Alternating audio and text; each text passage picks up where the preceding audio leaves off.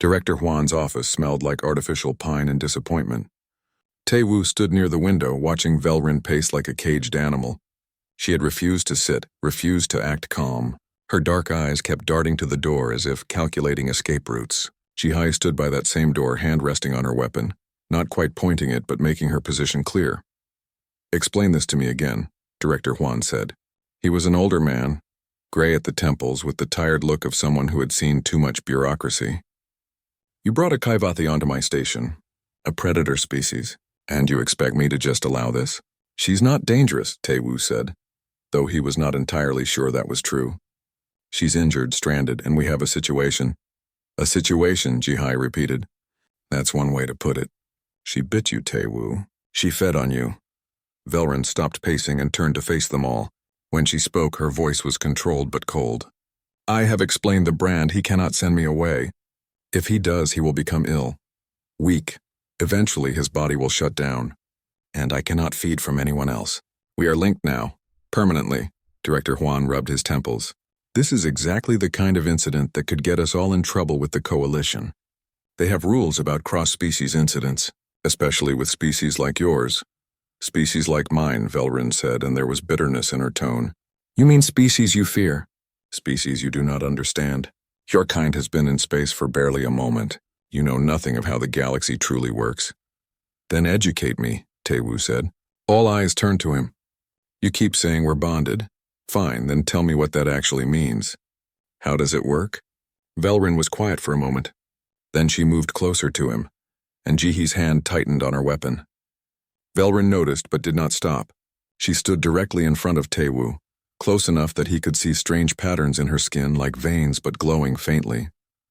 "The brand creates a link," she said. "Psychic, biological, I do not have your human words for it.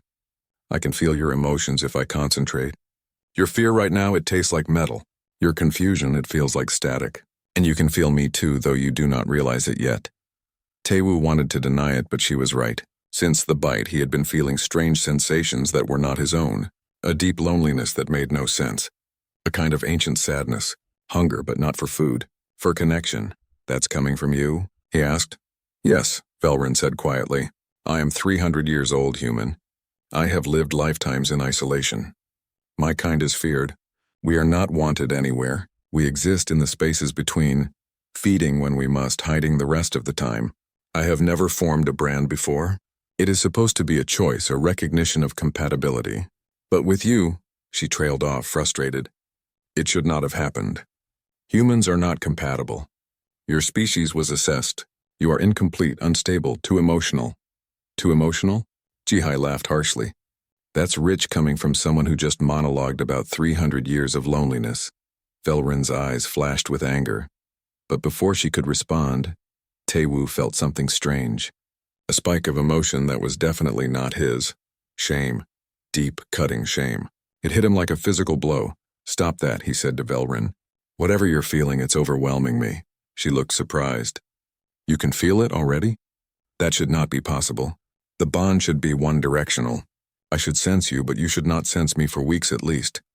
"Well, apparently I can," Tae-woo said, rubbing his chest where the sensation had been strongest.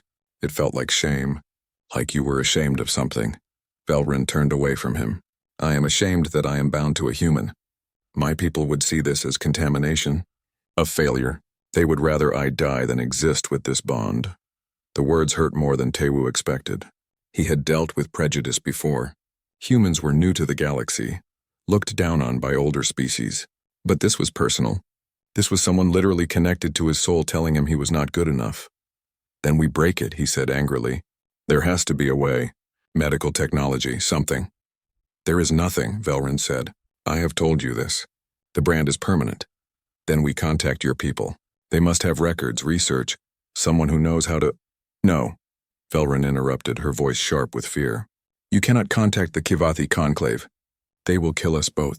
They will see this bond as an abomination. They will send hunters." Director Juan cleared his throat. "This is all very dramatic, but I have a station to run.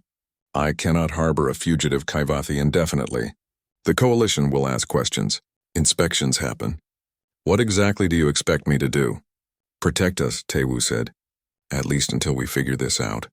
She saved my life in a way. I was dying when she stopped feeding. She could have taken everything. I stopped because your taste was wrong, Velarin said. Not because of mercy. Your bioenergy was too strong. Too chaotic. It was like drinking fire. I stopped because I would have burned from the inside if I had continued. Romantic, Jihai muttered. Despite everything, Taewoo almost smiled. Then he felt it again. That sensation of foreign emotions, but this time it was different. Curiosity. Velarin was curious about something. About him. You're doing it again, he said. I can feel you wondering about something. Velarin's expression shifted to something like respect. Your sensitivity is remarkable. Most bonded pairs take months to develop this level of connection. You have had it for hours. She paused. I am wondering why your bioenergy is so different from every other species I have encountered. I have fed from dozens of species across the galaxy. All of them tasted similar, structured, predictable. But you are chaos. Wild patterns. No order at all. Is that bad? Taewoo asked. I do not know, Velarin admitted. It is different. In my long life, different has always meant dangerous. A sudden sharp pain made Taewoo gasp. It felt like someone had stabbed him in the chest. He stumbled, and Jihi rushed forward to catch him. Velarin moved at the same instant, her hand reaching for him. What is happening? Director Huan demanded. The bond, Velarin said, and for the first time she sounded worried. He needs to feed me again. It has only been hours, but his energy is too strong. It is building up inside him, trying to find a release. If he does not let me drain some of it, it will damage him. No way, Jihai said. You're not biting him again. It is not a choice, Velarin said. This is how the brand works. I feed from him regularly, or we both suffer. Please, I do not want to hurt him. Taewoo looked up at Velarin through the pain. He could feel her desperation through the bond. She was telling the truth. She did not want this either.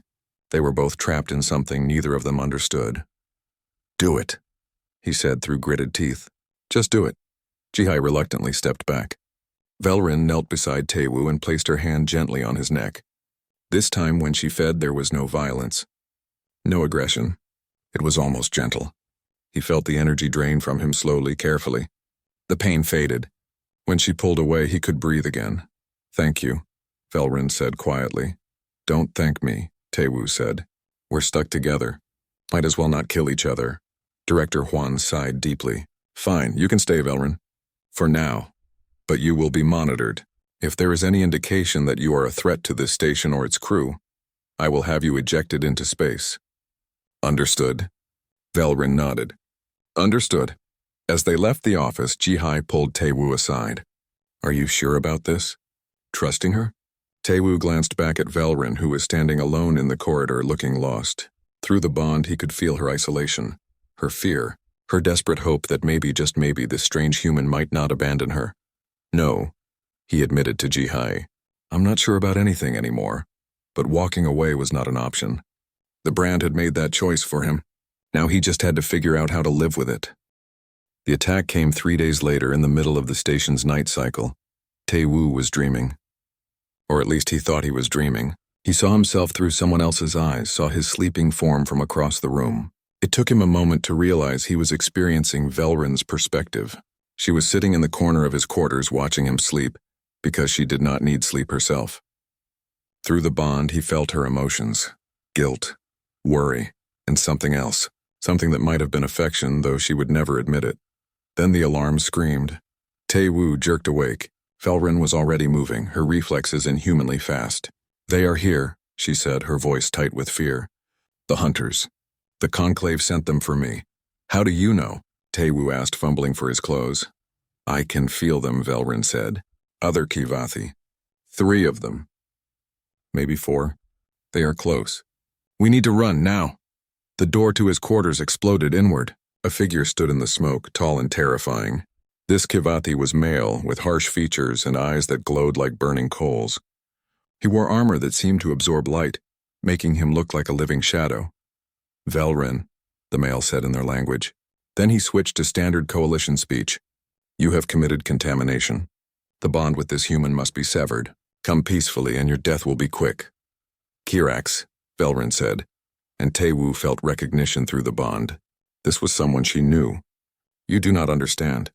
The bond is different with humans. It is stronger. More complete. The Conclave is wrong to fear this. The Conclave is never wrong, Kyrax said. He moved forward with deadly grace. Step aside, human. Your involvement ends here. Tewu did not step aside. He was not brave, had never been brave, but something about the bond made him stand his ground. She's not going anywhere with you, Kyrax laughed. It was a cruel sound. A human defending a Kivathi. How amusing. Do you even understand what she is? What she has done to you? You are nothing but cattle. A food source. She has enslaved you with the brand. That's not true, Tewu said, though doubt crept into his mind. Was it true? Had Velrin just been using him? Through the bond, he felt Velrin's response before she spoke. Anger. Not at him, but at Kyrax. And hurt that Tewu might believe the accusation. The brand chose him, Velrin said. I did not force it. And he is not cattle. He is... She stopped, as if surprised by her own words. He is more than any of us realized. Kyrax's expression darkened. Then you leave me no choice. He moved faster than Tewu could track. One moment Kyrax was across the room. The next his hand was around Tewu's throat, lifting him off the ground. The grip was like iron. Tewu could not breathe. His vision started to go dark. Then something happened. Velrin screamed, and the sound was not quite human. She lunged at Kyrax, but more than that, Tewu felt energy surge through the bond. His fear, his desperation, it all flowed into Velrin and amplified. She moved with impossible speed, struck Kyrax with impossible strength. The male Kivathi flew backward through the wall, crashing into the corridor beyond. Velrin stood there, breathing hard, looking at her own hands in shock. That should not be possible, she whispered. I am not that strong. I have never been that strong. The bond, Tewu gasped, rubbing his throat. It amplified you. My emotions, my fear, it gave you power. They did not have time to discuss it further. More Kivathi appeared in the corridor. Jihai's voice crackled over the station's communication system. All personnel, we are under attack. Hostile forces have boarded the station. This is not a drill. Get to defensive positions. Tewu and Velrin ran. The station's corridors were chaos. Crew members rushed to battle stations. Emergency lights flashed red. Somewhere, someone was screaming. They made it to the security center where Jihai was coordinating the defense. What are we dealing with? Jihai asked when she saw them. Kivathi hunters, Velrin said. They are here for me. 4 of them. Led by Kyrax. He was my mentor once. He will not stop until I am dead. Jihai's expression hardened. Then we make sure he fails. Tewu, can you fight? I'm a scientist, not a soldier, Tewu said. Today you're both, Jihai replied. She handed him a weapon. Point this end at the enemy. Pull this trigger. Try not to shoot any of us. The next hour was a nightmare. The Kivathi moved through the station like ghosts, killing anyone who got in their way. They were faster than humans, stronger, and they had centuries of combat experience. But Jihi had something they did not. She had fought humans her whole life, trained against human opponents who were creative and unpredictable. She used that knowledge now. They expect us to fight fair, Jihai said over the communications. So we cheat. Use the environment. Be unpredictable. Make them think we're crazy. Her tactics worked. When a Kivathi hunter entered a corridor expecting a straight fight, he found it sealed at both ends and filled with vented atmosphere. When another tried to use stealth, she had crew members create so much noise and chaos that stealth became useless. Humans were messy fighters, she had explained once. Other species saw that as primitive. But primitive could be effective still. They were losing. The Kivathi were too strong, too fast. Director Juan ordered an evacuation. Get to the ships, he commanded. We cannot hold the station. Tewu, Velrin, Jihi, and a handful of crew members fought their way to the docking bay. The research vessel Dangun's Hope sat waiting, its engines already warming up. A young engineer named Dong-hyun waved them over frantically. Hurry. They are right behind you. They were halfway to the ship when Kyrax appeared. He had blood on his armor, some of it human, some of it not. His eyes locked onto Velrin with predatory focus. This ends now, he said. Velrin stepped forward, placing herself between Kyrax and Tewu. You are right, she said. It does end, but not how you think. She reached back and grabbed Tewu's hand. The moment their skin touched, Tewu felt the bond flare to life. His fear, his determination, his desperate need to survive, all of it poured through the connection. Velrin's body began to glow with strange light. The same light that sometimes showed in her veins, but brighter now. Much brighter, what is this? Kyrax demanded, and for the first time he sounded uncertain. Evolution, Velrin said. She moved, not with Kivathi speed, but with something beyond that. She was a blur of light and motion. Kyrax tried to block, tried to counter, but he was too slow. She struck him once, twice, 3 times. Each hit landed with tremendous force. Kyrax crashed to the ground, stunned. Go, Velrin shouted. Get to the ship, they ran. Behind them, the other Kivathi hunters arrived to find their leader defeated. Jihai set charges as they boarded Dangun's Hope, blowing the docking bay doors the moment they were clear. The research vessel shot into space just as Horizon's Edge began to tear itself apart. Inside the ship, everyone was breathing hard. Donghyun immediately went to the controls, plotting a course away from the station. Jihai checked her weapons, reloading with practiced efficiency. Taewoo sat down heavily, his whole body shaking from adrenaline. Velrin stood by the viewport watching the station burn. Through the bond, Taewoo felt her grief. That station had been her first chance at something like a home in centuries. Where do we go? Jihai asked. The Conclave will hunt us. The Coalition will want answers. We are fugitives now. Velrin turned from the viewport. There is one place, she said quietly. A sector of space that all species avoid. It is called the Forbidden Reach. Ships that go there do not return. But if we are to survive, if we are to understand what this bond truly is, that is where we must go. A place where ships do not return. Donghyun said nervously. That sounds terrible. It is our only option, Velrin said. Taewoo stood and walked to her side. He took her hand again, feeling the bond hum between them. Then that is where we go, he said. Together. Velrin looked at him with those strange, dark eyes. For the first time since they had met, she smiled. It was a small smile, uncertain and fragile, but it was real. Together, she repeated. Dangun's Hope turned away from the dying station and accelerated into the darkness, carrying its crew toward the unknown. Behind them, the Kivathi hunters regrouped. Ahead of them, the Forbidden Reach waited with its secrets. The hunt had only just begun.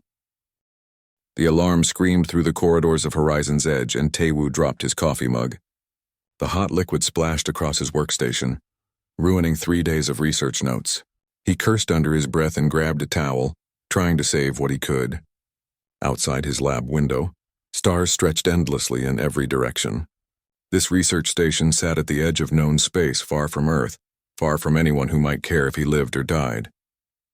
His communicator buzzed. It was Jihai from security. Taewoo, we picked up a derelict ship. Director Hwan wants you on the salvage team. Suit up, he groaned. Salvage duty meant crawling through dark, abandoned vessels looking for anything useful or dangerous. Most finds were disappointing.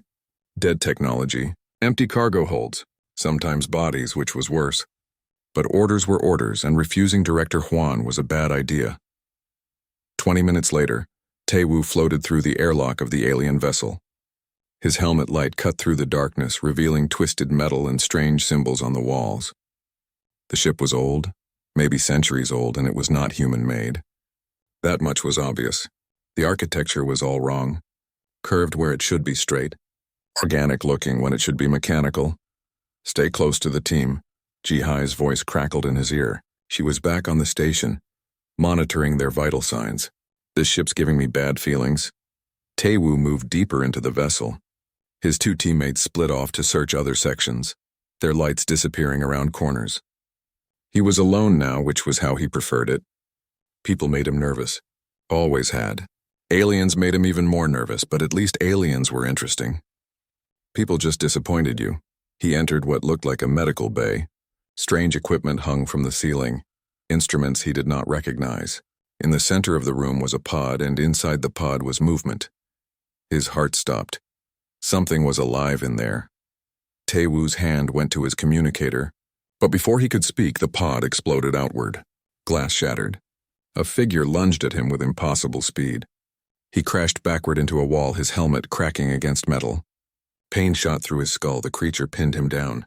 It looked female, humanoid, but wrong in ways his brain struggled to process. Her skin was pale, almost luminescent. Her eyes were too large, too dark, like pools of oil. And her teeth. Her teeth were sharp and way too many. She hissed something in a language he did not understand. Her hand pressed against his chest with inhuman strength. He could not move, could not breathe. This was it. He was going to die in this forgotten corner of space, and nobody would even know what killed him. Then she bit him. Pain exploded in his neck where his suit's seal had cracked from the impact. Her teeth sank deep, and he felt something draining from him. Not just blood. Something else. Something vital. Energy poured out of him like water from a broken dam. The world went gray at the edges. His vision tunneled, but then she stopped. The creature pulled back, her eyes wide with shock. She said something in her alien language, the words fast and panicked. Her hand went to her mouth as if she had tasted something terrible. For a long moment, they just stared at each other, him gasping for air, her looking like she had just swallowed poison. "What?" Taewoo managed to say. "What did you do to me?" She backed away slowly, her movements now cautious instead of aggressive. When she spoke again, her words came out in broken but understandable Korean. Her voice was strange, musical, but cold. "You are human," she said, like it was an accusation. "You should not taste like this. You should not feel like this." "What are you?" "I'm a xenobiologist," Taewoo said stupidly. His neck burned where she had bitten him. He pressed his hand against it, and his glove came away wet with blood. "I'm just a scientist."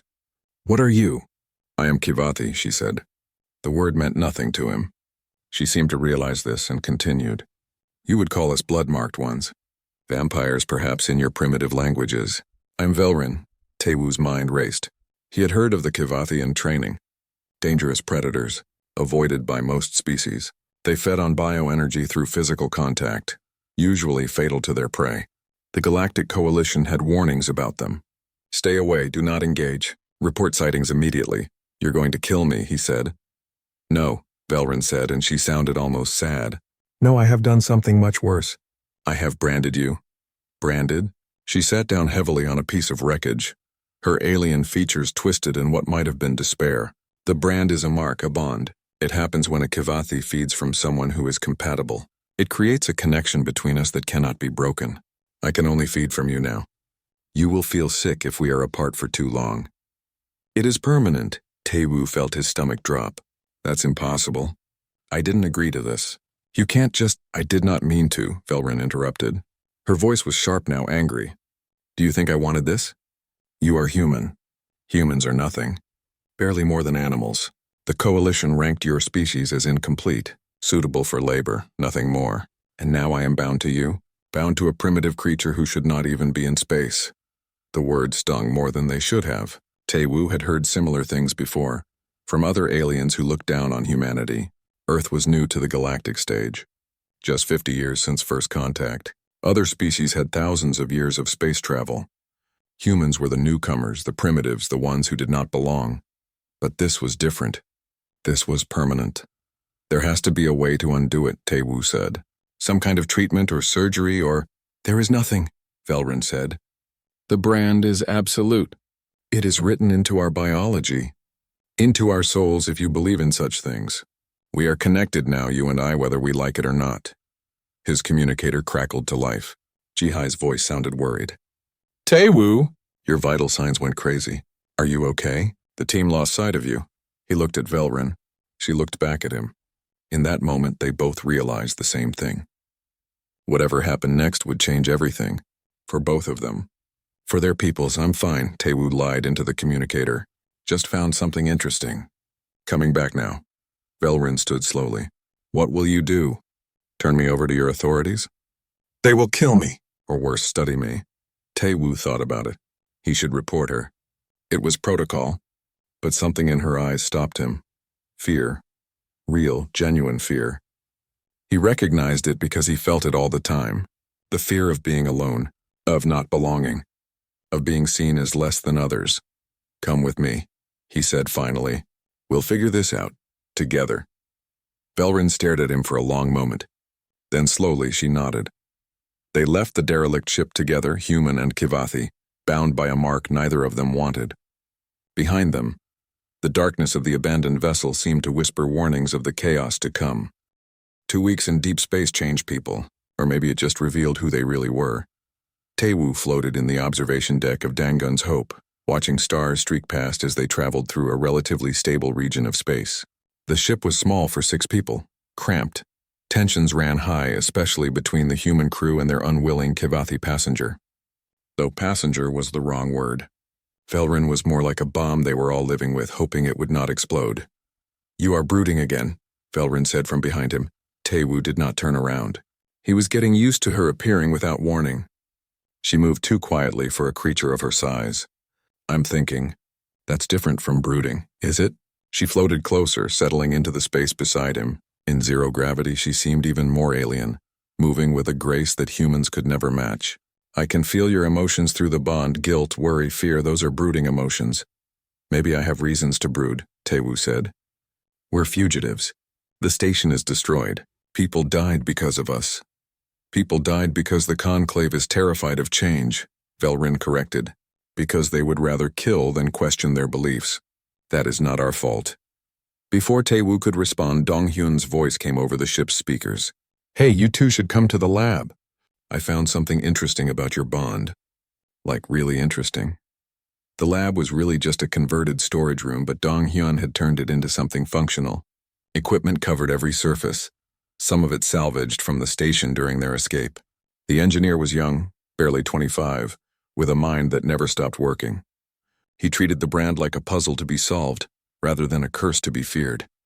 "Look at this," Donghyun said excitedly, pointing to a display showing complex waves and patterns. "I have been scanning you both while you interact. The energy transfer between you is not linear. It is exponential. When Taewoo experiences strong emotions, the power flowing through Velrin increases by factors of 10 or more." "We already knew the bond amplifies me," Velrin said. "That is how I defeated Kyrax." "Yes, but do you understand why?" Donghyun asked. He pulled up another screen showing brain scans. "Look at human neural patterns compared to Kaivathi. Yours are organized, structured, predictable, like a perfect machine. But Taewoo's brain is chaos. Millions of connections firing in seemingly random patterns. No order at all." "That sounds insulting," Taewoo said. "It is beautiful," Donghyun replied. "Do you not see? That chaos creates possibilities. Human emotions are not simple. We do not just feel one thing at a time. We feel layers, contradictions. We can be afraid and brave at the same moment, sad and hopeful, angry and compassionate. That complexity, when it flows through the bond, it creates a resonance, like feedback in an audio system but controlled."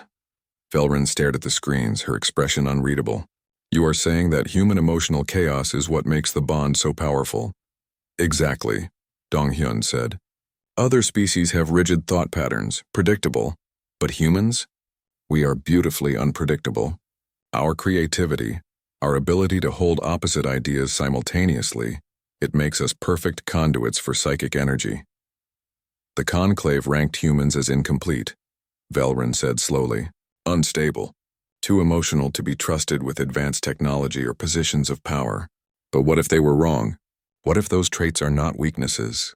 What if they are our greatest strengths?" Taewoo finished. The implications hung in the air. Jihai entered the lab, breaking the silence. She had been avoiding Velrin when possible, still not entirely trusting the Kavathi. But now she looked curious. "So what does this mean practically?" Jihai asked. "Can we use this information somehow?" Donghyun nodded enthusiastically. "I have been thinking about that. If the bond amplifies power based on emotional intensity, and if Taewoo can share that amplification with Velrin, then theoretically, Velrin could share the bond with others. Create a network of bonded humans and Kavathi," Velrin said. "That has never been done. The brand is supposed to be exclusive, one-to-one. But you and Taewoo are already breaking the rules," Donghyun pointed out. "Your bond is bidirectional when it should be one way. It is stronger than any recorded bond in history.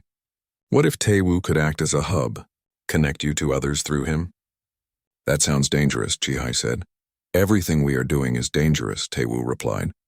He looked at Velrin. "What do you think? Is it possible?" Through the bond, he felt her uncertainty, fear of what it might mean, but also hope, desperate, fragile hope that maybe she would not have to be isolated anymore, that maybe others could share what she and Taewoo had discovered.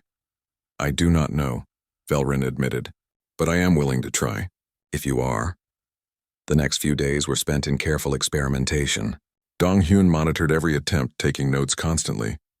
They started small. Velrin would touch Jihai while maintaining contact with Taewoo. Nothing happened the first dozen times. Then on the 13th attempt, Ji-hai gasped. I felt something, she said. Like a pulse. Like electricity, but warmer. They tried again. This time Tae-woo focused on his emotions, on his connection to Velrin, and pushed that feeling outward. Velrin took that energy and channeled it into Ji-hai. The security officer's eyes went wide. I can feel both of you, Ji-hai whispered. Tae-woo's nervousness. Velrin's concentration. It is like having two extra voices in my head. The partial bond held for only a few seconds before fading, but it was proof. It could be done. Over the following days, the process improved. Ji-hai could maintain the connection for minutes, then hours. And when she was connected, her combat reflexes improved dramatically. She could anticipate attacks before they came, move with Kaivathi-like grace, and react faster than any human should be able to. The ship's pilot, a woman named A-ri, volunteered next. When bonded, her flying became extraordinary. She could feel the ship's systems through Velrin's enhanced senses, make course corrections with inhuman precision. It was like she and the vessel became one entity. Sung-ho, the medic, found that the bond enhanced his diagnostic abilities. He could sense injuries and illnesses in ways that medical scanners could not match.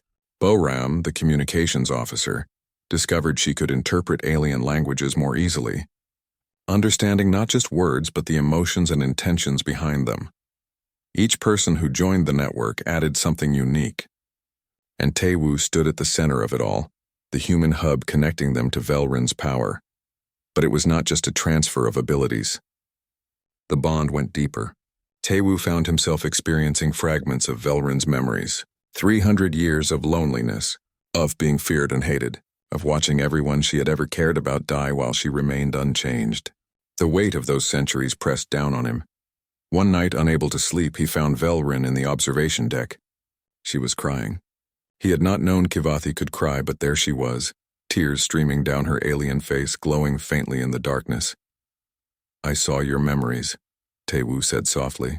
Through the bond. I am so sorry for everything you have been through. Velrin wiped at her eyes quickly, as if ashamed to be caught in such a vulnerable moment. And I have seen yours.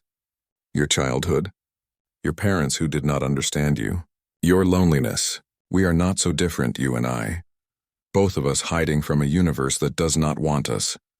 Maybe that is why the brand chose us, Tae-woo said. He sat beside her and without thinking about it took her hand.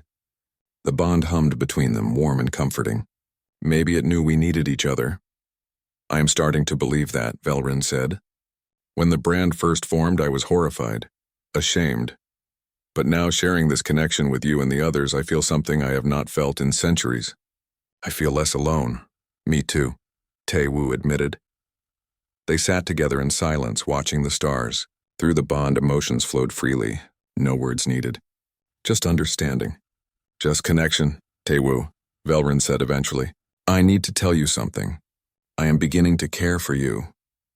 Not because of the bond, or maybe because of it I cannot tell anymore.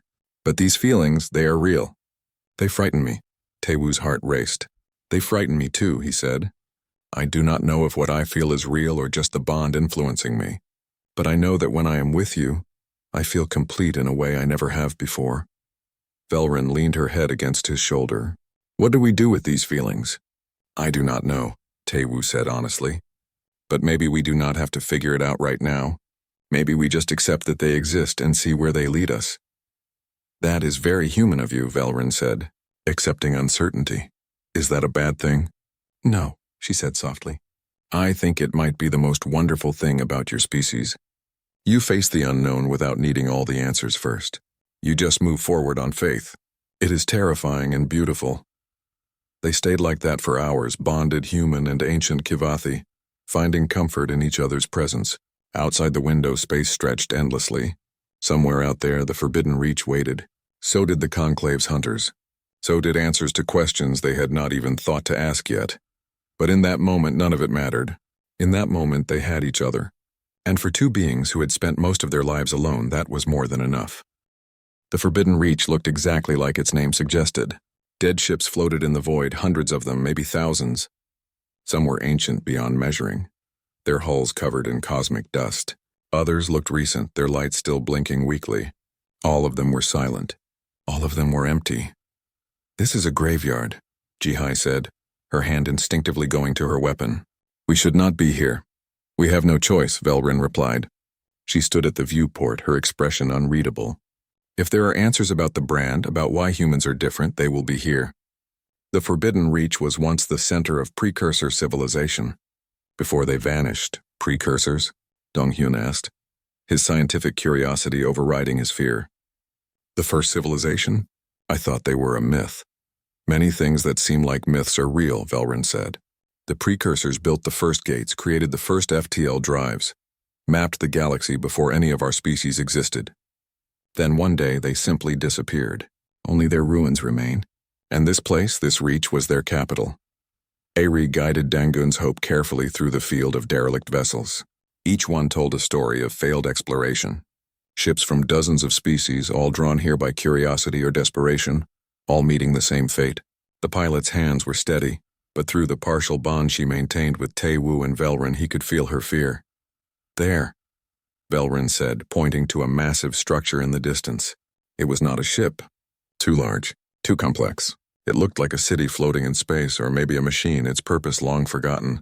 Light still glowed in some sections, defying the ages. "That is where we need to go." Getting inside was easier than expected, which made everyone nervous. A docking port accepted their ship without challenge, as if it had been waiting for visitors. The airlock cycled smoothly. Gravity generator still functioned. The station, or whatever it was, welcomed them like an old friend. The interior was breathtaking. Corridors stretched in impossible directions, walls covered in symbols and patterns that hurt to look at directly. The architecture followed rules that human and Kivathi minds struggled to comprehend. Donghyun took scans of everything, muttering about physics that should not work. "Stay close," Jihai ordered. "Boram, keep comms open. Sungho, watch our backs. This place gives me bad feelings." They moved through the structure as a unit, the partial bonds keeping them coordinated. Tae-woo could feel all of them through his connection to Velrin. Jihai's alertness. Ari's wonder. Donghyun's excitement. Sungho's caution. Boram's focus. They moved as one organism, thinking and reacting together. The main chamber was at the heart of the structure. It was circular, vast, with a ceiling that disappeared into darkness. In the center stood a pedestal, and floating above it was a sphere of light. Data streamed from the sphere in languages nobody recognized. But when Velrin approached, the symbols shifted, changed, became readable. "It is responding to me," Velrin said, her voice filled with awe. "It knows what I am." What we are. She reached out and touched the sphere. Light exploded through the chamber. Images appeared in the air around them. Holographic records, history. The story of the precursors played out in fast forward. They saw a civilization at its peak. Billions of beings working together, building wonders. They saw the creation of the Kivathi, not born but made, engineered, designed with a specific purpose. "We are tools," Velrin whispered. "The precursors created my people to be harvesters, to find species with potential and bond with them, to amplify their abilities. We were never meant to be predators. We were meant to be partners." The images continued. The Kivathi spread across the galaxy, bonding with hundreds of species. Each bond created something new. Each species that was chosen grew stronger, smarter, more advanced. The precursors used this system to cultivate civilization itself. Then the images showed Earth. Primitive humans, barely out of caves, fighting and struggling to survive. The precursors studied them extensively. Analysis scrolled past. Psychological profiles, biological assessments, and a final designation. "Not ready," Donghyun read aloud. "Potential exceeds all measured species, but current development trajectory is unstable. Recommend quarantine until emotional maturity improves. Check back in 10,000 years. They quarantined Earth," Tae-woo said. "They saw something in humans, but we were too young. Too chaotic." "No," Velrin said, reading deeper into the data. "They did not quarantine you because you were weak. They quarantined you because you were too strong. Your potential terrified them. Look at this," she pulled up comparison charts. Human emotional range compared to other species. Human creativity metrics. Human adaptability scores. In every category, humans were off the charts. Not slightly better, but exponentially better. Orders of magnitude beyond any species the precursors had encountered. "You were too much," Velrin said. The precursors could not predict what would happen if Kivathi bonded with humans. Your chaos, your contradictions, your ability to hold opposite emotions simultaneously. It broke their models. They could not calculate the outcome. So they locked Earth away and hoped you would stabilize over time. But we never did, Taewoo said. We are still chaotic, still emotional, still contradictory. Yes, Velrin said. And that is why the bond between us is so powerful. You are exactly what the precursors feared. Unlimited potential wrapped in beautiful chaos. More images appeared. The fall of the precursors. It was not war or plague. They simply stopped. Their vast minds, so perfectly ordered, so completely structured, reached a point where they could no longer innovate.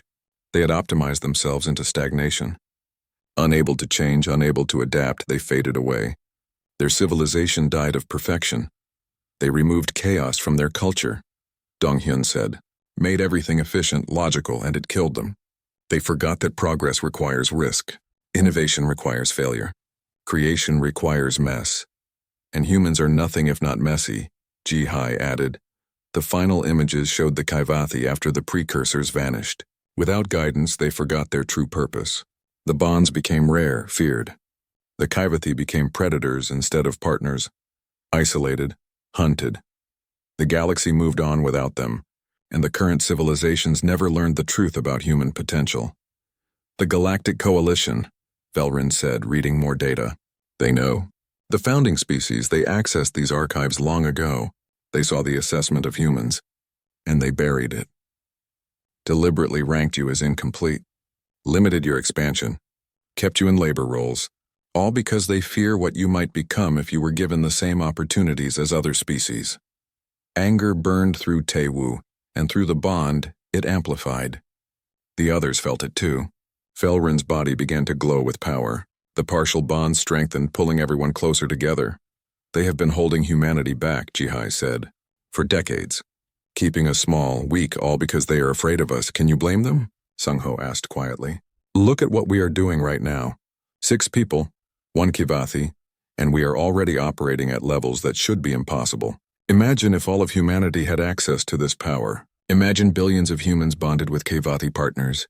We would reshape the galaxy in a generation. Is that so terrible? Boram asked. The current system is broken. Species are ranked, hierarchies enforced. Maybe the galaxy needs reshaping. Before anyone could respond, alarms blared. Ari's voice came through urgently. We have incoming ships. A lot of them. Kaivathi Conclave on one side, Coalition enforcers on the other. They found us. How long until they arrive? Velrin asked. 10 minutes, Ari replied. Maybe less. Taewoo looked around at the chamber, at the data still streaming from the sphere. We need to copy this, all of it. If we are going to fight them, we need proof. We need evidence of what they have done. Donghyun was already moving, connecting devices to the precursor systems. I am downloading everything, but it will take time. We will buy you time, Ji-hai said. She checked her weapons. Everyone who can fight with me. We hold the docking bay. Velrin grabbed Taewoo's hand. The bond flared bright. If we are going to do this, we need to go all in. Full bond, everyone, no holding back. That could kill us, Sung-ho warned. So could the fleet outside, Ji-hai pointed out. One by one, they joined hands. Taewoo at the center, Velrin beside him, everyone else connected in a circle. The partial bonds merged, strengthened, became something more. The feedback loop Donghyun had theorized about kicked into overdrive. Power flowed through them like electricity, amplifying with each person it touched. Taewoo felt all of them, every thought, every fear, every hope. Ji-hai's determination, Hari's joy at flying, Donghyun's curiosity, Sung-ho's compassion, Boram's desire to communicate. Velrin's centuries of loneliness finally ending, and they felt him.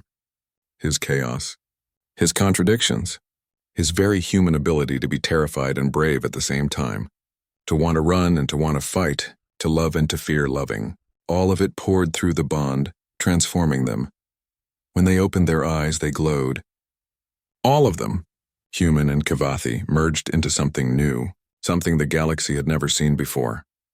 Download complete, Donghyun said, his voice strange, harmonized with the others through the bond.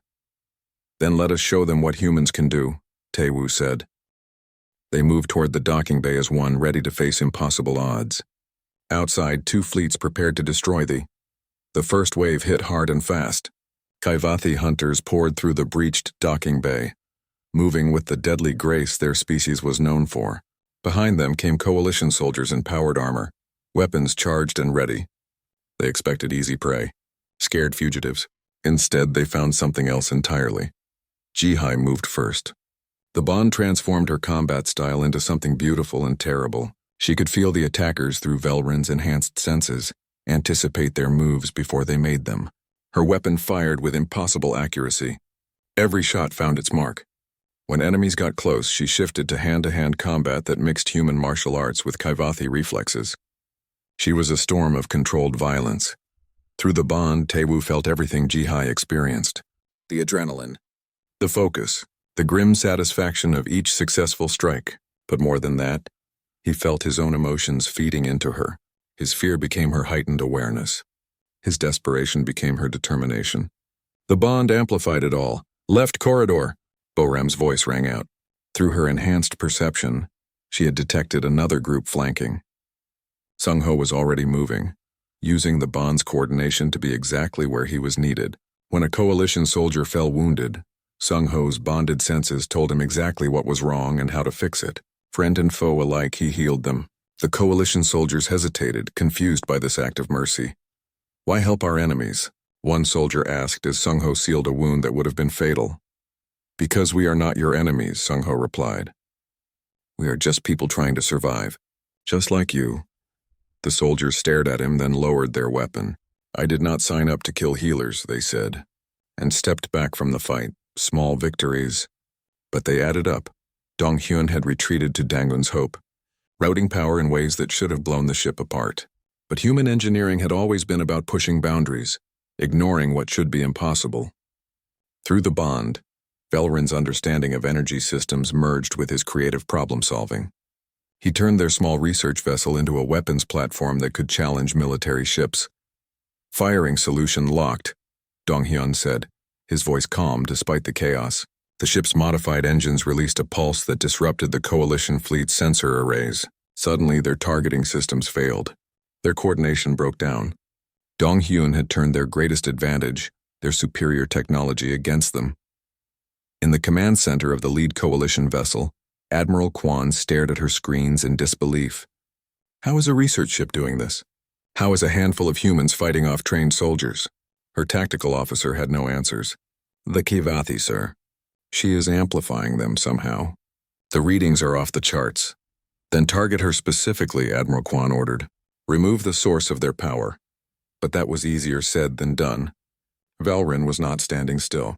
She moved through the station like liquid shadow, appearing where she was needed most.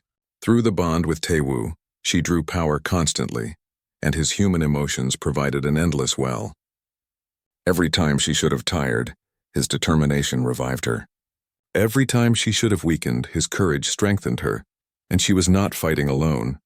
The partial bonds with the rest of the crew meant she could channel power through all of them simultaneously. 5 combat-effective humans, each operating at beyond peak performance, all coordinated through a single psychic network. It was like fighting a hive mind, except this hive mind was creative, unpredictable, and refused to follow any logical pattern. Kyrax appeared in the main corridor. The Kaivathi hunter looked older than Taewoo remembered, tired. He held up a hand, signaling he did not want to fight. Velrin, he called out. I need to speak with you, please. Through the Bond, Taewoo felt Velrin's suspicion, but also curiosity. She appeared from the shadows, keeping her distance. You tried to kill us, Kyrax. Why should I listen to anything you say? Because I was wrong, Kyrax said simply. The admission clearly cost him. I accessed the precursor archives. I saw the truth about what we were meant to be. What we became. The Conclave lied to us for centuries, Velrin. They made us believe we were predators when we were designed to be partners. And now you want forgiveness? Velrin asked. No, Kyrax said. I want to help. Many of the elders suspect the truth but are too afraid to challenge the system. If we show them proof, if we demonstrate what the bonds can truly do, some of them will turn, not all but some. Taewoo felt Velrin's internal struggle through the Bond. Trust did not come easily to someone who had been betrayed so many times. But Kyrax's words rang true, and they desperately needed allies. What do you propose? Velrin asked. Let me bond with one of your humans, Kyrax said. Let me feel what you feel. Let me understand. Then I can testify before the conclave, not as a traitor but as one who has experienced the truth firsthand. It was Ji-Hai who stepped forward. I will do it, she said, if it gives us a chance to end this without more killing. Ji-Hai, no. Tae-woo started to protest. Yes, she said firmly. I am a soldier. This is what soldiers do. We take risks so others do not have to. The bonding process was different this time. Kyrax was old, experienced, and he approached it with respect rather than desperation. When he touched Ji-Hai's hand when the connection formed, his eyes went wide. This is, he breathed. I have never felt anything like this. The chaos, the beauty, the sheer potential. Through the network, everyone felt what Kyrax experienced. His centuries of rigid thinking suddenly exposed to human creativity. His ordered mind touched by beautiful disorder. It was overwhelming for him, almost painful, but it was also transformative. In that moment, Kyrax understood what the precursors had seen in humanity. What they had feared. We have to stop fighting, Kyrax said urgently. I need to contact the Conclave Elders immediately. But before he could, the coalition made their move. Admiral Kwan had decided that if she could not capture the station, she would destroy it. Her fleet opened fire with everything they had. Missiles, energy weapons, planet-killer ordnance that should have been illegal to use. They are trying to erase the evidence, Boram said. If the station is destroyed, the truth about humanity dies with it. Not if we broadcast it first, Donghyun said. He had finished integrating the precursor data into their systems. The station has communication arrays that can reach every human colony in the galaxy. Every ship. Every settlement. We can tell everyone the truth right now. That will take massive power, Aerie warned. It might burn out the bond. It might kill Tae-woo and Velrin. Tae-woo felt Velrin's fear through the connection. Not fear of death, but fear of losing what they had found together. These weeks with him and the crew had been the happiest of her long life. The thought of that ending terrified her. We have to try, Tae-woo said. He took Velrin's hand. Together, remember? We do this together. Together. Velrin agreed, though her voice shook. They moved to the central chamber where the precursor sphere still floated. Donghyun connected it to the communication arrays. Everyone joined the circle, hands linked, bonds merged. Even Kyrax joined, adding his strength to theirs. When I activate this, Donghyun warned, there is no stopping it. The power draw will be catastrophic. Are you sure? Tae-woo looked around the circle. At Ji-hee, who had become like a sister to him. At Donghyun, whose curiosity had saved them multiple times. At Aerie, Sungho, and Boram, who had followed them into the unknown without hesitation. At Kyrax, who had chosen truth over loyalty to a corrupt system. And at Velrin, who had taught him that connection was worth any risk. Do it, Tae-woo said. Donghyun activated the broadcast. Power surged through the bond, like nothing they had experienced before. It was not just energy. It was information, emotion, truth, the complete history of humanity's assessment by the precursors, the conspiracy to keep humans suppressed, the proof of what humans could become if given the chance. All of it streamed out through the ancient arrays reaching across light years and seconds. And more than that, every human who received the broadcast felt something else. Through Tae-woo, they felt the bond, felt what it was like to be connected, felt the proof that humans were not incomplete, were not failures, were in fact extraordinary. On Earth, scientists detected the impossible energy signature. On colony worlds, humans stopped what they were doing and looked up at the sky.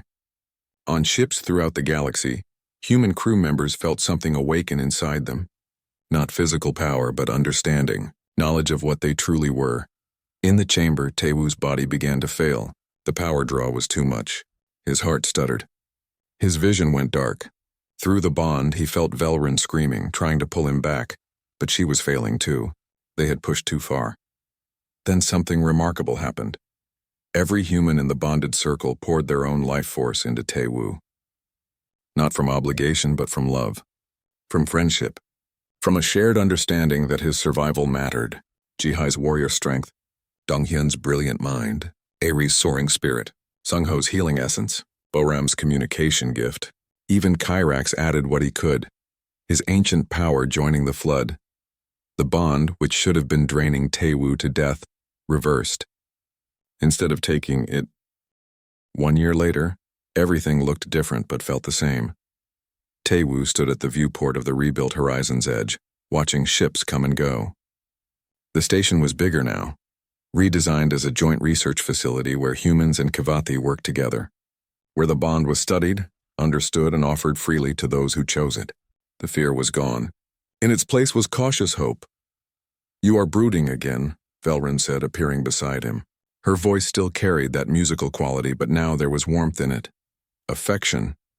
Love, though she still struggled to say the word aloud. 300 years of emotional armor did not fall away easily. "I am reflecting," Taewoo corrected. "That is different from brooding, is it?" she asked. The same question she had asked a year ago, but now there was humor in it. They had developed their own language of repetition and callbacks. Shared history, even if that history was short by her standards.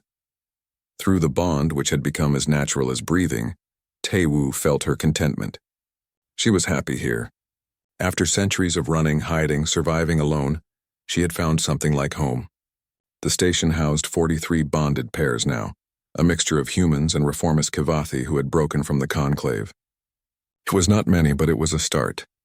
"Earth's delegation arrives in 2 hours," Velrin said. "Are you nervous?" "Terrified," Taewoo admitted. "They want us to testify before the Galactic Council, to make the case for humanity's full membership and equal status. Everything we have done, everything we have discovered, it all comes down to a few hours of talking." "You will be brilliant," Velrin said with absolute certainty. "You always are when it matters." Ji-hai entered the observation deck in her new uniform.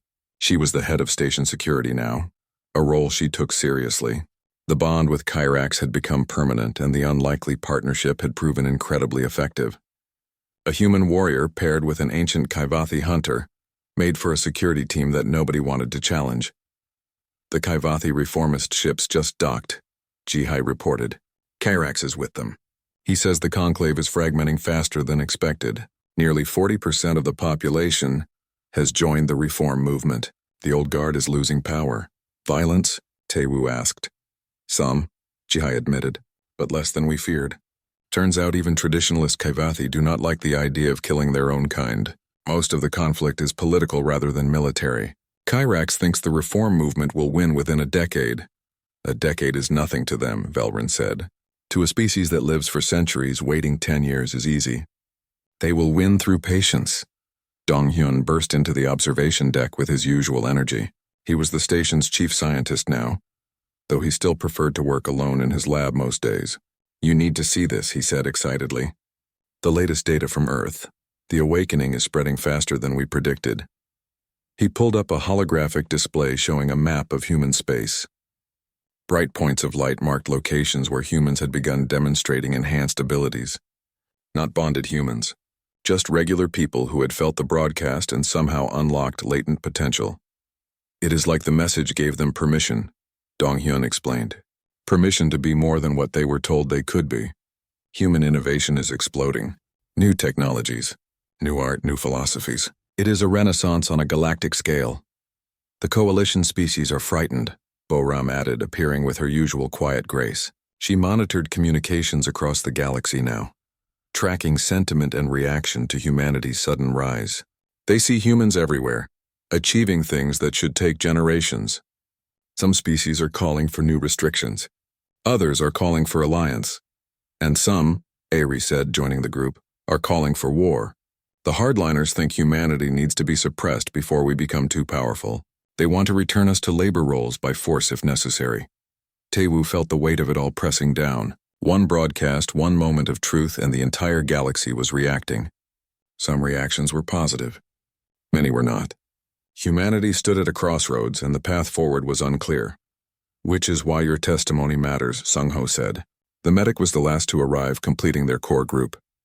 "You need to show them that humans are not a threat, that we want partnership, not domination." "Do we, though?"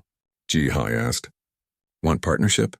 After what they did to us? Suppressing us for decades? I know plenty of humans who want revenge." "Revenge solves nothing," Kyrax said, entering with several other Kivathi reformists.